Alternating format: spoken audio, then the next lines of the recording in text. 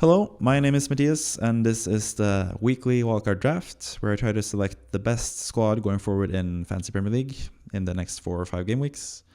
And this does not mean that you have to use your wildcard right now, or that you should use your wildcard right now. If you're like me, you've already used it, but it's just a fun way of showing the best players to own in Fantasy Premier League going forward. And this is kind of like an NFL or NBA draft, where the number 1 pick is the player I deem the most important player to own in FPL currently.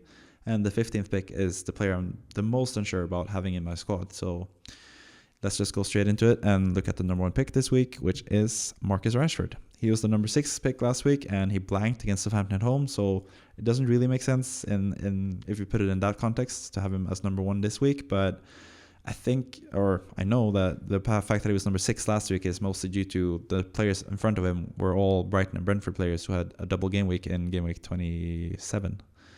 So that's why Rashford has gone up without impressing that much lately. He also blanked against Liverpool, but he still is creating a lot of chances and looking really good still. He's been one of the players of the season, potentially might win that at the end of the season still. And he's also a player I'm looking forward to just own for the rest of the season as well. He's really cheap.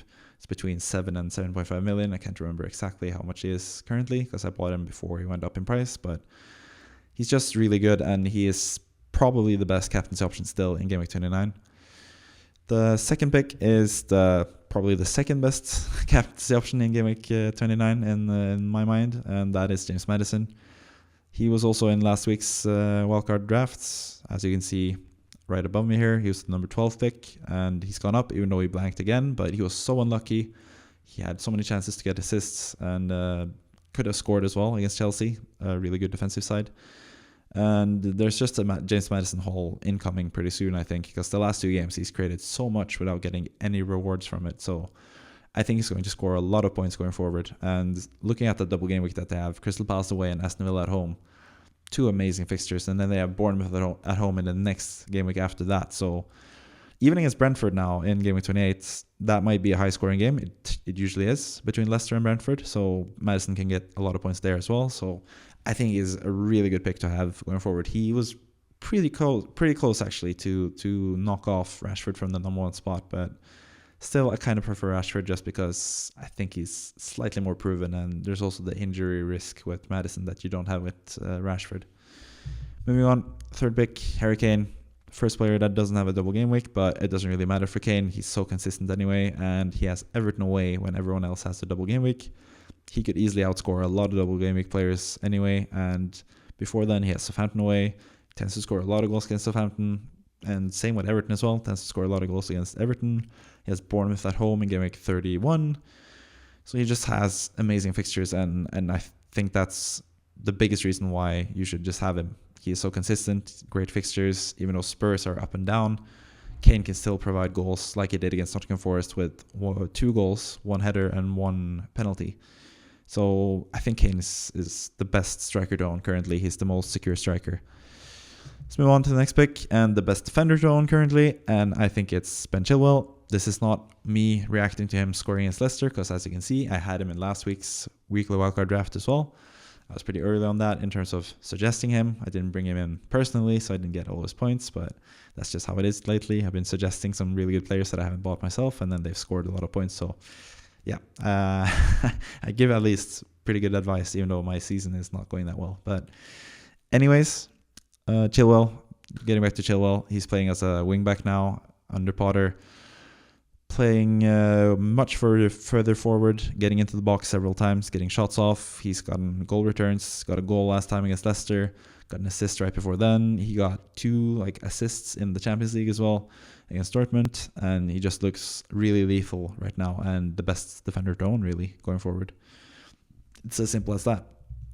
Moving on to the second best defender in the Fantasy Premier League going forward, and that is Kieran Trippier. He has been amazing this whole season. I've had him since the start of the season. That's one of the few good things about the season for me, and I have no intention of selling him throughout this season anyway. He has a double game week in 29, Man United at home and West Ham away. Not the best double game week, but still is a decent double game week.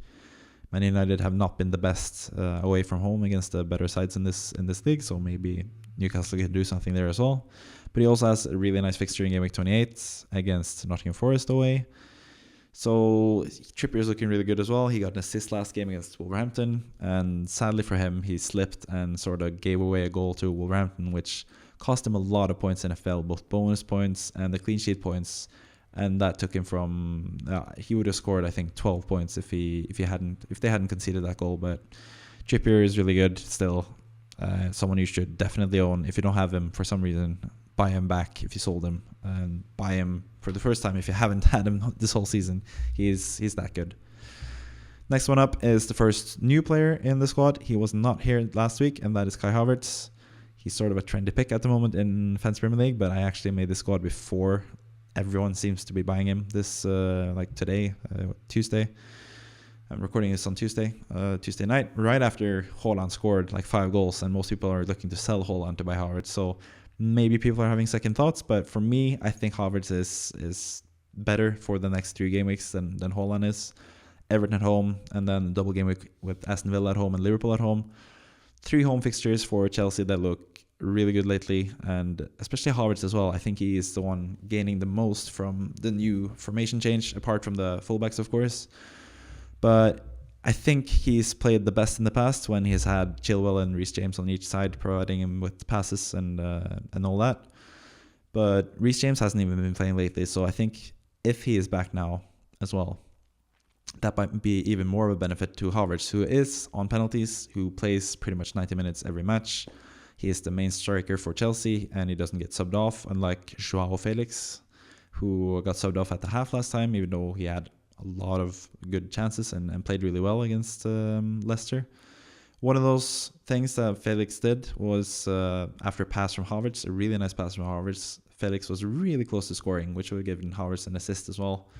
It made it even more of a bandwagon, but I think Havertz is just a great player to have in FPL going forward. So that's why he's in the squad. But yeah, that's pretty much Havertz. Let's move on to the next player. Finally, we have a Brighton pick. Rashford. The only reason Rashford was number 6 last week is because the Brighton players were in front of him, and now the Brighton players are not as valuable because they are in the middle of their double game week. And Mac Allister provided a goal straight away in the first match. The second match hasn't happened yet as time of recording, but he might score in that too because he's playing really well as the number 10 for Brighton. He's really far up the pitch. He's getting a lot of close assists, close goals, and sometimes it even results in proper goals as well and points in FPL, which is what you're looking for. So Mac Allister looked really good last game against Leeds. Got the goal after a header from Mitoma. He headed it into the goal.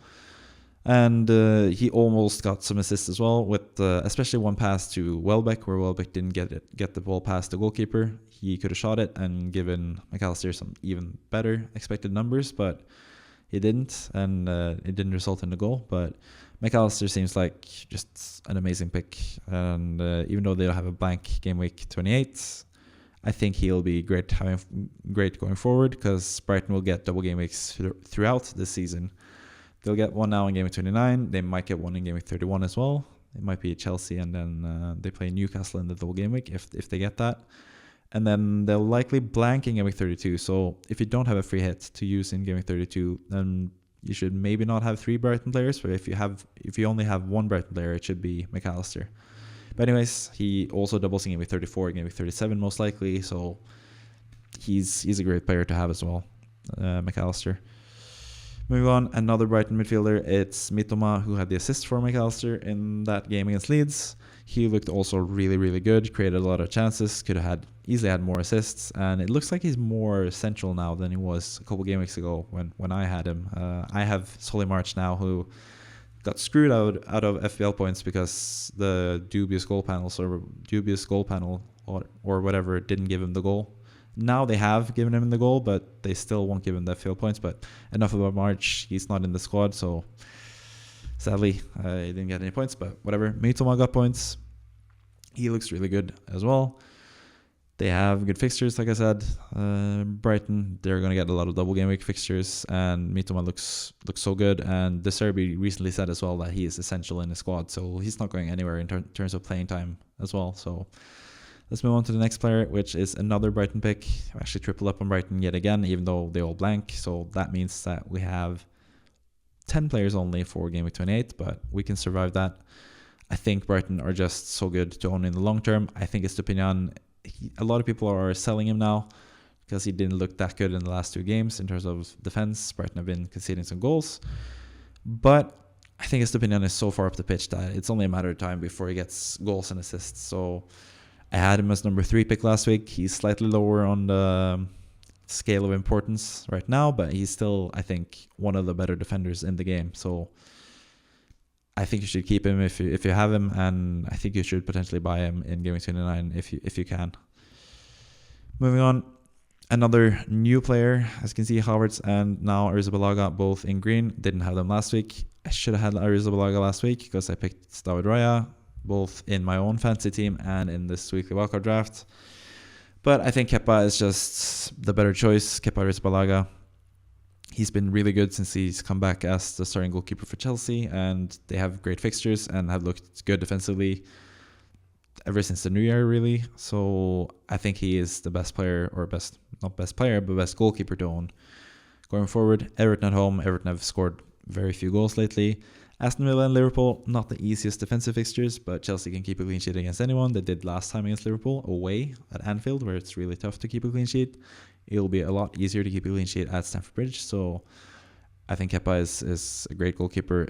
Never should have gotten rid of him myself in my FPL team, and I think you should keep him as well if you have him.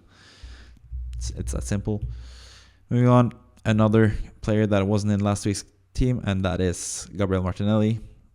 I'm a huge fan of Martinelli in terms of FPL. I captained him 2 game weeks ago, and I had him starting this game week when a lot of people benched him. He scored a goal, but he could have had so much more. He had so many chances. He had several chances to get assists as well. He's looking so good as like the left winger / striker next to Trossard for Arsenal. And I think that's going to continue. Gabriel Jesus came on last game, but he's not going to be ready to start. Gabriel Martinelli is going to play most likely most of the match as well. I think Trossard is the one that gets subbed off earlier anyway, if it's one of them.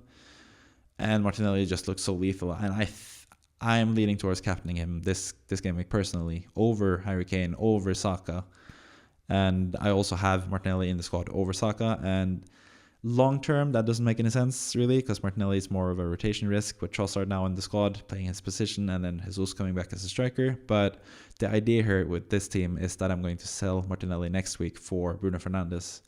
And there's some money left in the bank to do that as well. So for 1 game week punt, I think Martinelli is amazing. Then potentially even against Leeds as well, he could be good, but that's a single game week and a double game week for a lot of the other players. But that seems like a good week to sell him for Bruno Fernandes or someone like that, or James Maddison if you don't have him in your squad, for example. But yeah, Martinelli, a great captain's option this week, and then you can probably just sell him. But I think Martinelli will play most of the matches throughout the season as well for Arsenal. It's just that they don't have any double game weeks that makes me kind of less enthused about having him in my squad, long term at least. But anyways, let's move on. Ivan Toney, he was the number 1 pick last week because I felt he was the best captaincy option. He has not proven that so far, but fingers crossed he can do something against Southampton Wednesday. This is filmed before the game against Southampton, so who knows what's going to happen there. Or you might know if you're watching after the game. But anyways, Toney, he's still sort of clamoring on to that last striker spot. He was close to dropping out. I think someone like Ollie Watkins is really tempting to own as well.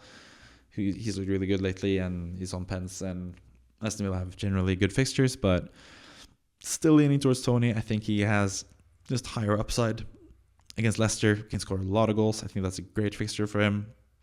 Brighton and Man United in the double game week, not as easy, but still, Toney has proven this whole season that he can score against the big teams, score against Arsenal, scored against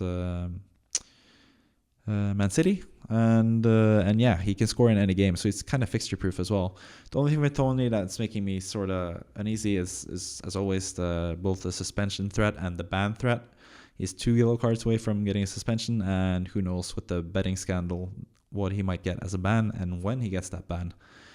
But I think he is safe for at least the next 2 game weeks. So I think he just about makes it into the squad over some other good striking options. Ollie Watkins is one of them. Alexander Isak as well. If Isak was playing 90 minutes every game, he'd probably be in there rather than Toney. But for now, Toney keeps his place. He gets another chance against Leicester. Then after that, we'll see. Game week 30, he's also an easy sell for someone like Haaland when you want to get Haaland back.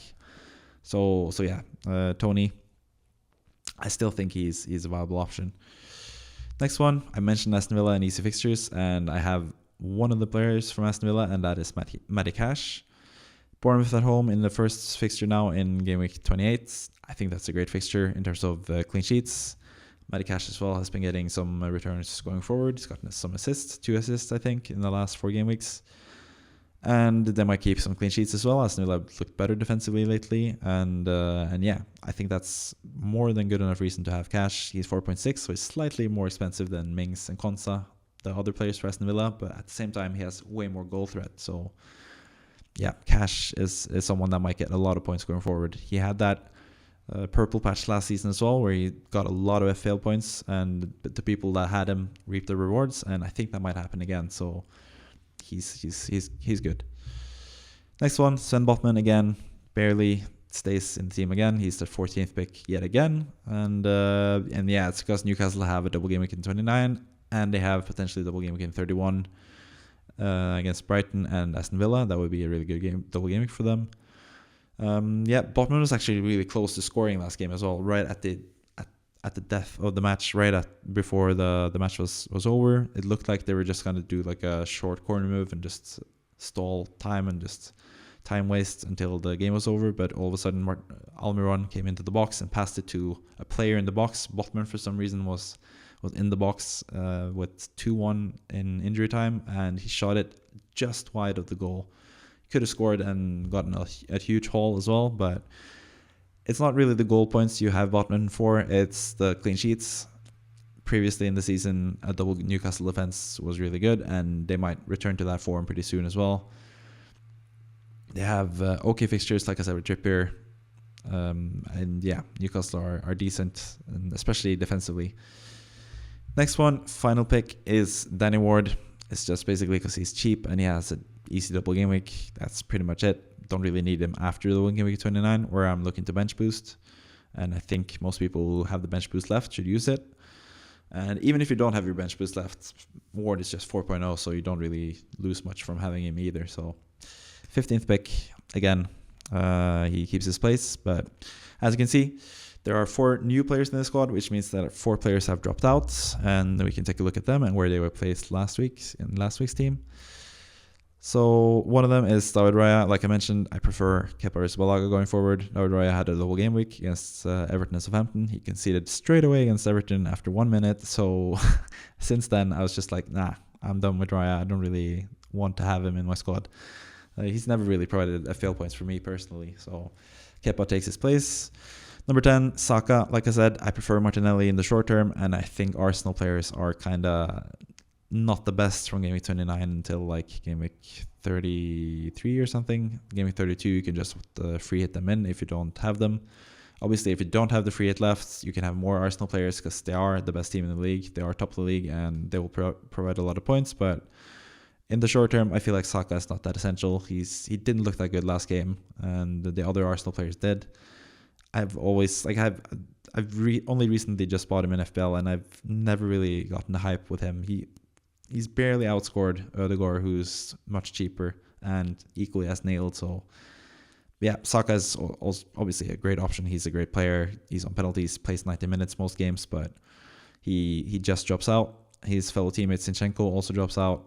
Arsenal defense not that essential without a double game week, and Liverpool away in the following game week. It is a big miss not having Arsenal players in game week 28, however, but you can still manage without that with Matty Cash against Bournemouth, for example, and yeah. So that's Zinchenko, and the final player that has lost his place is Brendan Johnson.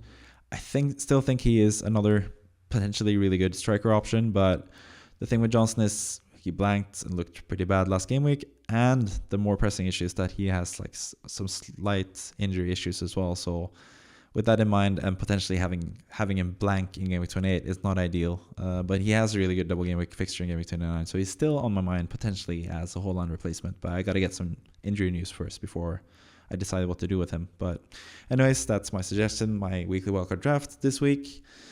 This is not what I think is the best free hit team. I will show you that on Thursday's video where I do my team selection, or Friday's video, sorry, where I show my team selection as well. I'm going to show you my personal team and what I would do if I use my free hit. I would not recommend using your free hit this game week, but if you do, I'll show you the best team to have in that game week. There are some spicy, interesting differential options that I know of already that I'll have. But anyways, stay tuned for that. Coming out on Friday.